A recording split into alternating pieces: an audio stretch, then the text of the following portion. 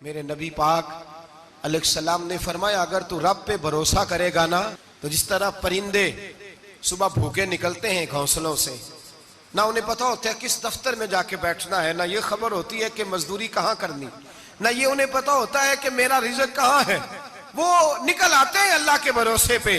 نکلنا تیری ذمہ داری ہے، نکلنا۔ وہ نکل آتے ہیں اللہ کے بھروسے پہ۔ فرمایا جب نکل آتے ہیں شام کو واپس لوٹتے ہیں تو اللہ انہیں پیٹ بھر کے روزی عطا کرتا ہے۔ بھروسہ ذات خدا پہ، بھروسہ اللہ کی ذات پہ، رب کریم کی ذات پہ۔ بندوں پہ لوگ بھروسہ کرتے ہیں، دنیا داروں پہ، سیاستدانوں پہ، وڈیروں پہ، پھر بھروسے ٹوٹتے ہیں۔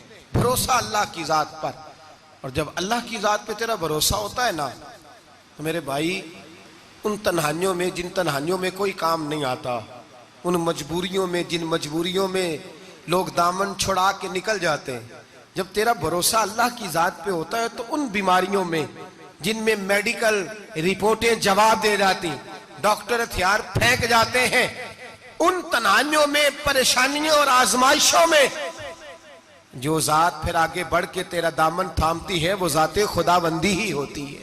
پھر اللہ تبارک و تعالیٰ تیری مدد فرماتا ہے، پھر وہ اس کا کرم تجھے تھام لیتا ہے جب تو بھروسہ۔ حضرت ابراہیم کے لیے آگ جلائی گئی، 80-100 کسی نے کہا 80,000 فٹ اونچی آگ، دائیں بائیں آگ ہی آگ، اتنی بڑی آگ کہ سمیٹی نہ جائے، پرندہ گزرے تو گر جائے۔ حضرت ابراہیم کو آگ میں ڈالا جانے لگا، کوئی ساتھی نہیں، کوئی پیارا نہیں، کوئی دوست نہیں، کوئی بھائی نہیں، کوئی امتی نہیں، کچھ بھی نہیں، اکیلے۔ منجنیق بنائی گئی، اس منجنیق میں رکھ کے پھینکا جائے گا۔ حضرت ابراہیم کو رکھا گیا، جب منجنیق میں رکھ دیا تو حضرت جبریل حاضر ہوئے، کہنے لگے ابراہیم کوئی ضرورت ہو تو میں حاضر ہوں، ایک پر ماروں گا، آگ ساری ان کی طرف کر دوں گا۔ اب فرمانے لگے حاجت تو ہے پر تیرے ساتھ میری کوئی حاجت نہیں۔ وہ بارش کا فرشتہ آیا، کہنے لگا حضور حکم دے تو برسا دوں۔ ہوا کا فرشتہ کہتا ہے میں اللہ کی طرف سے مامور ہوں، مجھے حکم ملے تو میں ہواؤں کے رخ پھیر دوں نمرود کی جانب، یہ ساری آگ ان پر گر جائے، بارشیں برسا کے سیلاب کر دوں۔ تو حضرت ابراہیم کہنے لگے مجھے کسی کی حاجت ہی نہیں، جیم جان دا کچھ وسا نہیں ہوں، اے جان یار نو دے تے آزاد ہو جا، اس سے دل دہن فساد سارے، دل دل بر نو دے تے شاد ہو جا، جیو رکھے آباد تے رو وسدا، تے جدوں کرے برباد برباد ہو جا، او جدوں کرے برباد تے پھر برباد ہو جا۔ فرمایا ٹھیک ہو گیا جیسے وہ چاہتا ہے، میں تیار ہوں۔ حضرت جبریل امین عرض کرنے لگے حضور میں آیا ہوں، مجھے حکم دے۔ فرمایا کوئی ضرورت نہیں تیری، آپ جائیے۔ تو کہنے لگے پھر رب سے دعا ہی کر لیں۔ تو حضرت ابراہیم کی آنکھوں میں 2 آنسوں کے قطرے چمکے، فرمانے لگے رب کو نہیں پتا اس کا خلیل کس حال میں ہے، وہ نہیں جانتا، میرا مالک ہے، میرا رب ہے، میری پیشانی اس کے سجدے کی لذت سے آشنا ہے، میں صرف اس کی بارگاہ میں جھکتا ہوں جب مالک وہ ہے، رازق وہ ہے، پیدا کرنے والا وہ ہے، دینے والا وہ ہے، سننے والا وہ ہے، تو پھر مجھے بڑھ کر سنانے کی حاجت نہیں۔ جبریل آپ جائیے، میرا بھروسہ اللہ کی ذات پہ ہے، میں جانوں اور میرا خدا جانے، بیچ میں کوئی نہیں آئے گا۔ حضرت سیدنا اور پھر اللہ تبارک و تعالیٰ کے نبی کا بھروسہ تھا تو پھر آزمایا گیا ان کا بھروسہ۔ یہ نہیں کہ آگ پھینکنے سے پہلے بجھ گئی، بلکہ تمام کتابیں اٹھائیے، آگ میں ایک دفعہ گرنا پڑا، آگ کے اندر جھونس دیے گئے، ڈال دیے گئے، جب آگ میں گرے ہیں پھر آواز آئی ہے یا نار کونی بردم و سلاما علی ابراہیم، اے آگ اب تو ابراہیم کے لیے سلامتی والی بھی ہو جا اور ٹھنڈی بھی ہو جا۔ تو رب تعالیٰ فرماتا ہے تو مجھ پر بھروسہ کر، میری ذات پر تیرا توکل ہونا چاہیے، وَمَن يَتَوَكَّلْ عَلَى اللَّهِ فَهُوَ حَسْبُهُ، تو میری ذات پر بھروسہ کر، میں تیری دنیا بھی اچھی کر دوں گا، تیری آخرت بھی اچھی کر دوں گا۔ توحید باری تعالیٰ کا مطلب یہ ہے کہ اپنے آپ کو اپنے رب کے حوالے کر دیں، اپنے آپ کو اپنے، توحید کا مطلب یہ ہے کہ اپنے آپ کو اپنے رب کے بس اس کے حوالے کر دیں، وہ جس طرح چاہے اس طرح کریں، جو ہمارے لیے فیصلہ کر دے اس پہ سر تسلیم خم ہے، جو مزاج یار میں آئے اس پر دیکھیں نا، حضرت ابو بکر جناب عمر عثمان غنی مولا علی یہ خلفاء بنے، باقی صحابہ میں سے کوئی شخص بھی اس مسند پہ آیا؟ کوئی نہیں آیا۔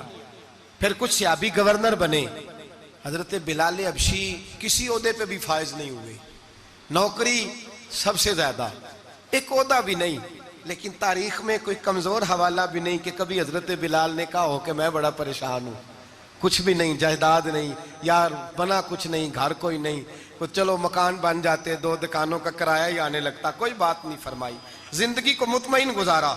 وہ حضرت بلال کہنے لگے جو میرا مقام ہے وہ تو کسی اور کا ہے ہی نہیں، وہ تو کسی اور کا ہے ہی نہیں۔ صحابی جہاں بھی تھے وہ کہتے تھے حوالے کر دیا اپنے آپ کو اپنے رب کے۔ حضرت فاطمہ بنت قیس ایک صحابیہ تھی، ان کے خاوند کا وصال ہو گیا، ایک امیر آدمی کا رشتہ بھی آیا، اور نبی پاک صلی اللہ علیہ وسلم کے غلام اسامہ بن زید کا رشتہ بھی آیا۔ یہ اسامہ غریب بھی تھے، غریب تھے، غلام بھی تھے، رشتہ آیا۔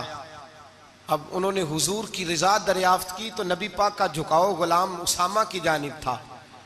اب ان کے سارے گھر والے کہنے لگے حضور کا اگر تم سمجھتی بھی ہو تو مشورہ ہے، چاہت ہے، حکم تو نہیں نا، ہر آدمی کو اجازت ہے، مرضی سے نکاح کر سکتا ہے، تو آپ امیر آدمی سے رشتہ کریں جو آپ کو خوش رکھے۔ تو حضرت فاطمہ بنت قیس کہنے لگی ماں باپ سے آپ میری فکر نہ کریں، مجھے میرے نبی کے حوالے کریں، اللہ مجھے کبھی ضائع نہیں کرے گا۔ میرے بھائی اپنے آپ کو رب رسول کے حوالے کرو۔ ہم لوگوں نے اپنے آپ کو اپنی سوچ کے حوالے کیا ہے، نفسیاتی مریض بن گئے ہم لوگ۔ پریشانی ہے کہ ختم نہیں ہوتی، دقت ہے کہ ختم نہیں ہوتی، مفت کی آوازاری ہے، ہر وقت لوگ ڈپریشن اور ٹینشن کا شکار ہے۔ بھائی اپنے آپ کو اپنے رب کے سپرد کرو۔ یہاں تو کوئی کسی چودھری کو کہہ دے کہ بھائی جس طرح کا تیرا دل کرتا ہے میں تیرا اس طرح کر لے، تو وہ انسان کا نقصان نہیں کرتا، کہتا ہے وہ تو میرے پلڑے میں ہی آ کے بیٹھ گیا ہے تو کیسے نقصان کروں۔ اگر رب کریم کو کہہ دو گے کہ یا اللہ تیرے ہیں، جس طرح تو بہتر سمجھے ہمارے ساتھ سلوک کر، اس کی بارگاہ کی طرف جھک جاؤ، اس کی جانب توجہ کر جاؤ، اللہ تبارک و تعالیٰ کے ہو جاؤ۔ جائیں اللہ تبارک و تعالیٰ کی بارگاہ میں۔ لوگ اتنے چکر دفتروں کے لگاتے ہیں، اگر اتنے نفل پڑھیں تو اللہ تبارک و تعالیٰ جلدی آسانیاں فرما دے۔ لوگ جتنا دوستوں یاروں کی جو ہے وہ جا کر خوشامد کرتے ہیں اور اپنا کام نکلوانے کے لیے جتنی ان کے دروازوں پہ جا کر بیٹھتے ہیں، اس سے اگر چوتھا وقت بھی مسجد کو دیں، قرآن پاک کو دیں، تو میرے بھائی بڑی جلدی اللہ آسانیاں کر دے۔ لیکن ہم دنیا داروں کا دروازہ کھٹکھٹاتے ہیں، اگر اللہ کا، اللہ والوں کا، اللہ کے رسول کا دروازہ کھٹکھٹائیں گے بڑی جلدی کھلے گا، بڑی جلدی کھلے گا۔ حضرت حسن بصری رحمت اللہ علیہ خطاب کر رہے تھے، حضرت حسن بصری واز فرما رہے تھے، تو واز فرماتے کہنے لگے لوگو اللہ کے دروازے پہ دستک دیتے رہا کرو، انشاءاللہ دروازہ کھل جائے گا۔ دستک دیتے رہو، اللہ کے دروازے پہ کھل جائے گا۔ دستک دیتے رہو مالک کے دروازے پر، کھٹکھٹاتے رہو۔ پردے کے پیچھے عورتیں بھی بیٹھی تھیں، حضرت رابعہ بصری بول پڑی، کہنے لگی حسن بصری کیا کہہ رہا ہے؟ اللہ کے دروازے پہ دستک دو کھل جائے گا؟